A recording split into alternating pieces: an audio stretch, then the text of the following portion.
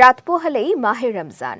রোজা শুরুর আগে থেকেই অন্তর্বর্তী সরকার রমজানে তেল সহ প্রয়োজনীয় সকল নিত্যপণ্যের দাম নিয়ন্ত্রণে রাখার প্রতিশ্রুতি দিয়ে আসলেও বাজারের বাস্তব চিত্র কিছুটা ভিন্ন। রাজধানীর বাজার ঘুরে বিস্তারিত জানাচ্ছেন সায়ন সাব্বির। ছবি তুলেছেন রাইসুল রিফাত। শনিবার রাতে সাহরি খেয়ে আল্লাহর সন্তুষ্টি লাভের আশায় এক মাস সিয়াম সাধনায় মগ্ন থাকবেন দেশের মুসলিম জনগোষ্ঠী। বরাবরই পবিত্র রমজান মাস ঘিরে বাজারে নিত্য প্রয়োজনীয় পণ্যের চাহিদা বেড়ে যায় কয়েক গুণ। এই সুযোগে পাল্লা দিয়ে দাম বাড়ান ব্যবসায়ীরা। ক্ষমতা গ্রহণের পর থেকে দ্রব্যমূল্যকে নিয়ন্ত্রণ করাকে বরাবরই চ্যালেঞ্জ হিসেবে দেখছে অন্তর্বর্তী সরকার। তবে অন্যান্য বছরগুলোর তুলনায় এবার রমজানে পণ্যের দামে ফেরেনি খুব একটা স্বস্তি।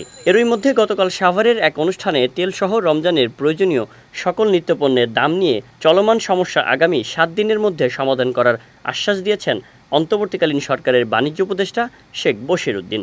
যে সমস্যাগুলো স্পেশালি তেল কেন্দ্রিক যেটা আছে এটা ইনশাল্লাহ সমাধান হয়ে যাবে এবং 7 দিনের ভিতরেই রমজানের যত ধরনের পণ্য আছে, খেজুর, ছোলা এবং বিভিন্ন ধরনের যে সমস্যাগুলো আছে ইনশাল্লাহ 7 দিনের মধ্যে সব জিনিসের দাম ইনশাল্লাহ কমে যাবে।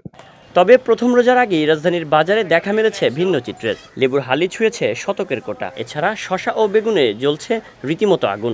বিগত 2 দিন আগে আমি 2 দিন আগে 50 টাকা কিনছি, যে বেগুন কিনছি এটা হয়তো গেছে কালকে একটু বেশি ছিল, কিন্তু আজকে আরও বেশি এর কি। আর লেবু ছিল আপনার 60 টাকা 70 টাকা, আজকে 100 টাকা 120 টাকা বেচতেছে। এইটা আমাদের দেশের চরিত্র, এটা মানুষের রক্তের সাথে এটা একটা ফেসা হয়ে গেছে।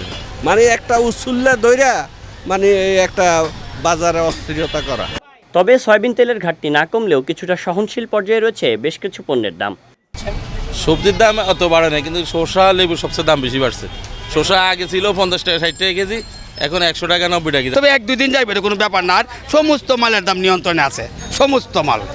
অন্তর্বর্তীকালীন সরকারের বাণিজ্য উপদেষ্টার দেয়া আশ্বাসের দিকে তাকিয়ে আছে সাধারণ মানুষ। উপদেষ্টা শেখ বশির উদ্দিন 7 দিনের যে চ্যালেঞ্জ নিয়েছেন সেই চ্যালেঞ্জ পূরণে কতটা সমর্থন পাবে সরকার সেটি এখন দেখার বিষয়। সায়ন সাব্বির, বিজয় টিভি, ঢাকা।